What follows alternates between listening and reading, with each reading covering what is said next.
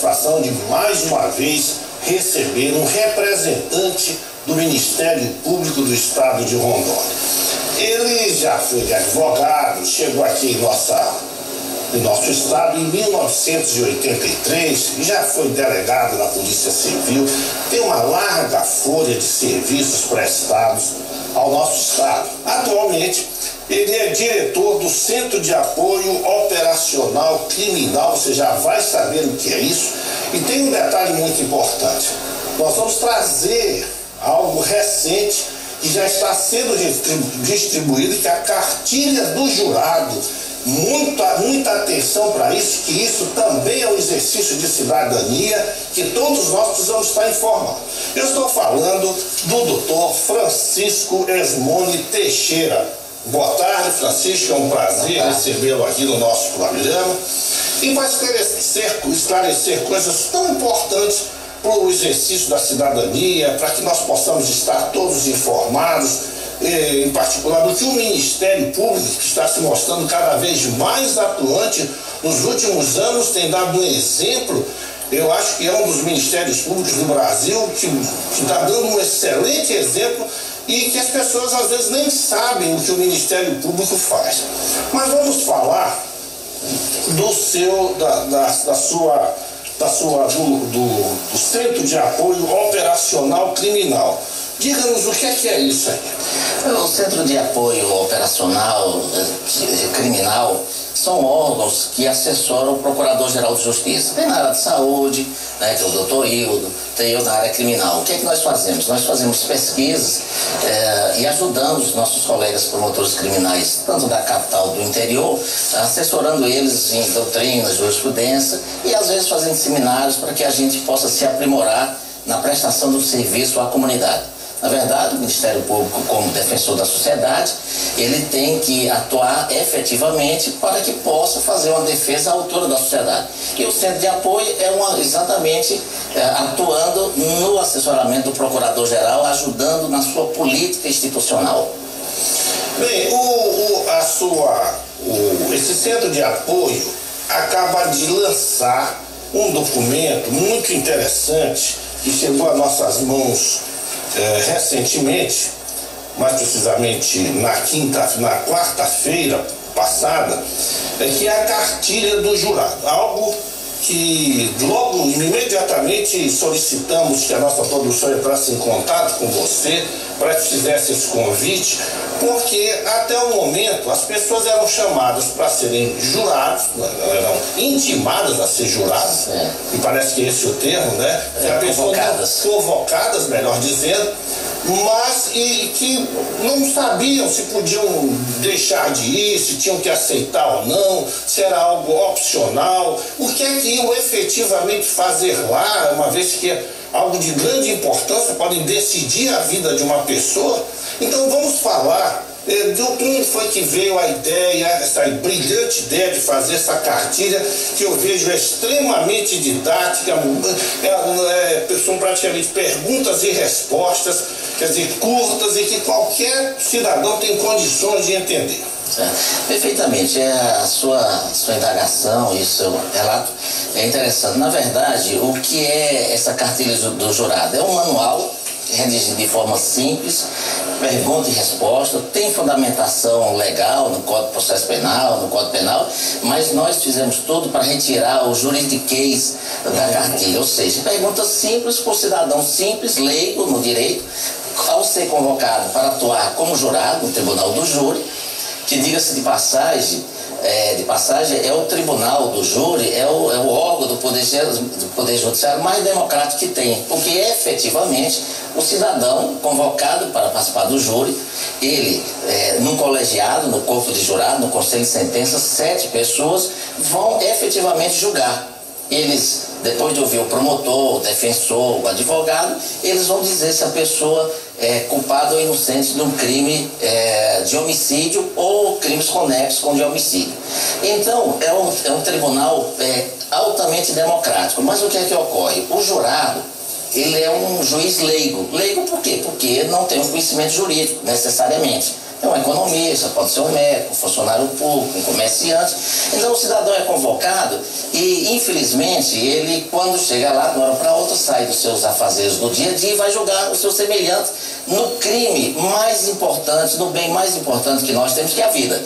Naqueles julgamentos estão envolvidos a vida de alguém, a liberdade de alguém e os interesses da sociedade.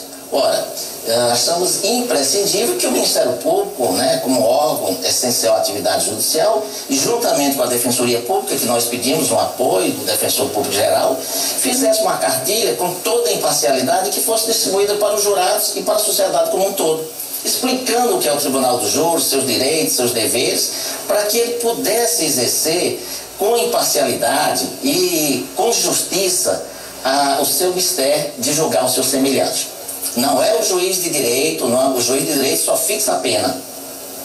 Nós temos visto recentemente o julgado do Supremo Tribunal, dessa ação penal do mensalão, 470, e nós aqui no dia a dia, que tantos crimes de homicídio têm ocorrido, né, às vezes as pessoas vão para aquele julgamento ali e fazem um julgamento sem o devido conhecimento. Então, achamos necessário e indispensável fazer essa cartilha. Tem tido uma recepção muito boa, está no portal do Ministério Público a cartilha, mandamos para as faculdades de Direito, mandamos para todas as comarcas, para todos os órgãos de imprensa e estamos divulgando. Esperamos que tenha uma boa aceitação e que a gente possa melhorar os nossos julgamentos, as pessoas menos leigas no julgamento do Tribunal do Júri possam fazer um julgamento justo e imparcial. Porque no julgamento do Tribunal do Júri, a pessoa diz sim ou não, condena ou absolve. Ela não precisa justificar o seu voto como o juiz togado, que dá uma sentença e diz por que julgou daquele jeito. No Tribunal do Júri tem o princípio da livre convicção, da íntima convicção, ou seja, não precisa fundamentar o seu voto. Mas para que ele possa fazer um julgamento justo, é preciso que ele tenha uma experiência, tenha idoneidade e possa no seu julgamento, com o seu conhecimento socioeconômico da cidade, servir de exemplo para os demais.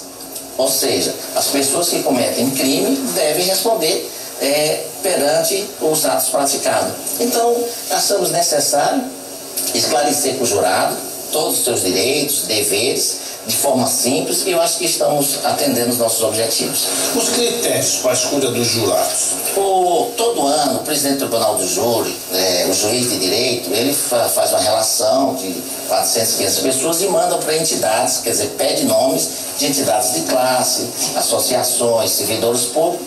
Daqueles 400 ou 500 jurados, são sorteados 25. Dos 25 são sorteados 7 jurados que farão participar da sessão do julgamento. Para cada julgamento? São sorteados 7 jurados. Sim, mas esses 25 ficam durante a reunião periódica, que é uma reunião que poderão ter 10, 15, 20 sessões do júri. Para cada sessão são escolhidos 7 jurados. Certo. E esses 7 jurados farão aquele julgamento. No outro dia, da mesma forma, outros 7 poderão até ser escolhidos mesmo e tal. E a impugnação do jurado? O Código prevê, o Código de Processo Penal, que o promotor ou o advogado de defesa ou o defensor público, eles podem fazer uma recusa sem justificativa. Eles podem simplesmente entender que não querem aquele jurado. Não precisa justificar. Não precisa. Agora, se houver algum impedimento, alguma suspeição, aí tem que fundamentar. Mas, geralmente, se recusa sem a justificativa. E o que, em termos pragmáticos, o que diferenciaria? Haver um impedimento ou simplesmente o advogado ou o promotor dizer, não, esse eu não quero? Olha, isso é um critério, porque... Ele não poderia se restringir apenas a dizer que não quer para não justificar? Se for impedimento, é previsto na lei. Isso, por exemplo, naquele julgamento ali pode ter sido escolhido um parente, aí tem um impedimento legal, olha, já teu irmão foi escolhido, ou um companheiro, ou um esposo e tudo, se tiver um impedimento legal, ou do promotor, ou do juiz e tal. E tem as recusas peremptórias, que a gente chama, que não precisa exatamente dizer o motivo. O problema da escolha, da recusa do jurado, é que às vezes o advogado, se está sendo julgado uma pessoa por um crime contra uma mulher, talvez ele não queira no Tribunal do Júri, todos os jurados todas mulheres do sexo feminino. Então isso aí o quê? Porque o que é o julgamento do júri? É o cidadão que mora na cidade, vai julgar o seu semelhante ali. E muitas vezes esse cidadão, na maioria das vezes, conhece réu e vítima. Às vezes no interior, quando a gente entra como promotor de justiça e faz uma acusação, vamos dizer para nós brilhante, tecnicamente, e no final o réu é absolvido. E a gente não sabe por que ele foi absolvido. Por que ele foi absolvido? Porque os jurados conheciam a vítima às vezes. Ou seja, a vítima pode ter uma conduta social, né, do seu dia a dia, profissional, que às vezes não é que justificou o crime, mas levou à prática daquele crime. Então, a importância do julgamento pelo jurado, pelo cidadão, é que do crime mais grave do nosso Código Penal é feito pela sociedade. Não é o juiz de direito. É o jurado que julga. Então, muitas vezes, a gente fica assim perplexo nisso. Por que foi o resultado dessa forma? É porque quem mais conhece seu semelhante é quem vive com ele. Em tese, que aqueles jurados, eles seriam, vamos chamar assim, um retrato da sociedade. E quem tem que rejeitar aquele crime é a sociedade. Aprovar, não aprovar o crime, mas aprovar a ação tida a princípio como crime, é sociedade ou não? Seria esse o princípio? Perfeitamente, porque é o seguinte, a sociedade, o princípio está aí. Os crimes do Tribunal do Júri é um direito das garantias constitucionais, está no artigo 5º. E como eu disse, é o tribunal mais democrático que existe, porque quem julga são os jurados da sociedade. Então, quando a sociedade diz, olha, fulano deve ser condenado, ela está dando um recado para os demais membros da sociedade, como ela quer essa sociedade. Mais rigorosa, menos rigorosa, mais ética, menos ética, mais religiosa. Isso aí é exatamente um critério que só os jurados poderão passar para a sociedade. Devemos dizer não ao crime, punindo para servir de exemplo, né, e de repressão aqueles que vivem à margem da lei. Então, nós achamos, voltando à cartilha, indispensável que o jurado tivesse esse entendimento. E como disse, é extremamente didática e que as pessoas certamente poderão se beneficiar, os jurados e os julgados. Não é? Outra questão é o seguinte, uma vez escolhido como jurado, a pessoa pode rejeitar? Pode, ela pode rejeitar, ela pode, mas a lei prevê, a lei processual penal prevê que ela tem que prestar um trabalho alternativo. Com o Ministério Público, Poder Judiciário, com a entidade devidamente credenciada, sob pena dela ficar com os direitos políticos suspensos. Então, ela, por uma questão de uma convicção religiosa, política... Por outros motivos, por exemplo, na hora que ele é escolhido dentro desses aproximadamente 500, e ele sabe que foi escolhido ali, ele pode, por outros motivos, pode. Saúde, por exemplo... Ele pode, por exemplo, profissão. Vamos supor que o senhor seja escolhido jurado. O senhor diz, olha, eu gostaria de ser jurado, mas eu sou médico, nesse período eu estou atendendo, fazendo operação, e tudo um motivo razoável que justifique a sua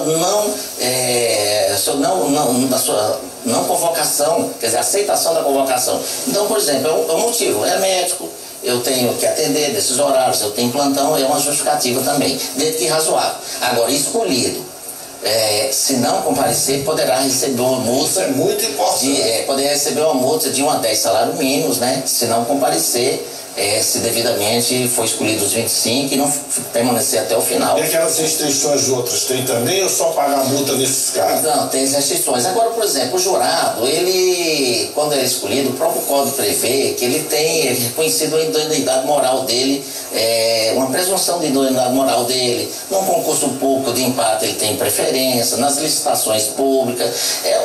Na verdade, ele é um jurado, ele é um funcionário público, lato sensu, ali se ele for corrompido, por exemplo, ele responde como funcionário público.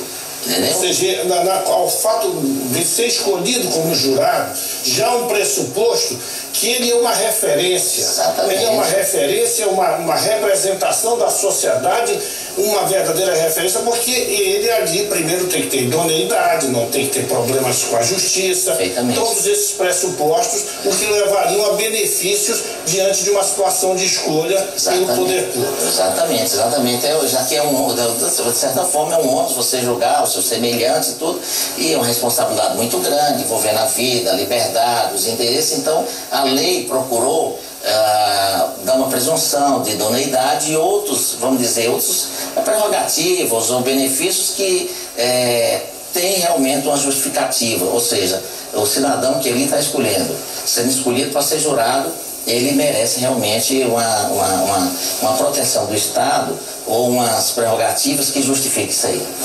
Bom, nós estamos caminhando para o final da nossa entrevista e divulgando em particular a cartilha do jurado.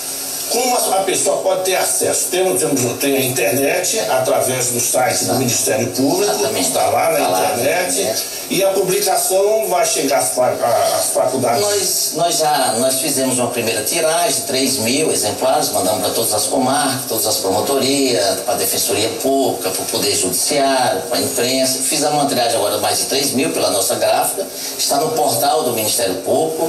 Nós também estamos abertos nas próximas edições, acrescentar mais alguma coisa. Fizemos de uma forma tal que qualquer cidadão, qualquer pessoa está muito claro, pode entender. Não tenho a menor dúvida que está muito claro. É um trabalho que eu acho que nós vamos continuar, porque uma justiça penal bem feita, é preciso que o cidadão saiba o que está fazendo, nós precisamos valorizar a vida, né? Nós vemos assim um número de homicídios muito grande. Existe nacionalmente, do Conselho Nacional do Ministério Público e do Conselho Nacional de Justiça, um trabalho para que se possa dar andamento nos inquéritos policiais de homicídio, nos julgamentos, porque o número é muito pouco diante da quantidade de homicídio que nós temos. E uma sociedade evoluída, ela tem que começar respeitando a vida como o maior bem. Se nós não tivermos respeito pela vida dos nossos jovens, das pessoas, a gente não pode ter respeito por outros direitos. Então, nós estamos fazendo só a obrigação do Ministério Público. É um órgão hoje dirigido pelo Dr. Everton, um jovem que é muito ativo, tem dado apoio para todos os setores, e nós estamos assim empolgados, trabalhando, fazendo jus à nossa função de promotor de justiça. E não há dúvida que o Ministério Público, repito, o Ministério Público do Estado de Rondônia tem dado exemplos memoráveis, históricos, porque nós conhecemos o Ministério Público desde quando ele começou, foi estruturado aqui no estado de Rondônia, e temos observado isso, que está indo em várias direções, inclusive com campanhas, prevenções contra a droga e uma série de outros trabalhos e campanhas que estão sendo realizados pelo Ministério Público, que endossam o que eu estou dizendo, e que todos nós que estamos aí atentos podemos confirmar isso aí. Eu agradeço a sua presença e esperamos que esta contribuição venha servir à justiça. E quando serve à justiça, nós sabemos que o exercício da cidadania pressupõe justiça. Uma comunidade que não pratique a justiça está realmente fadada a todos os descaminhos. E quando vemos uma contribuição como essa, que aparentemente parece, em função de ser uma cartilha, uma contribuição não muito extensa, mas na verdade aqui são essas pessoas, os jurados, que vão dizer se uma pessoa que cometeu ou é acusada de um crime deve pagar por isso ou não. Viva Porto Velho, volta daqui a pouco.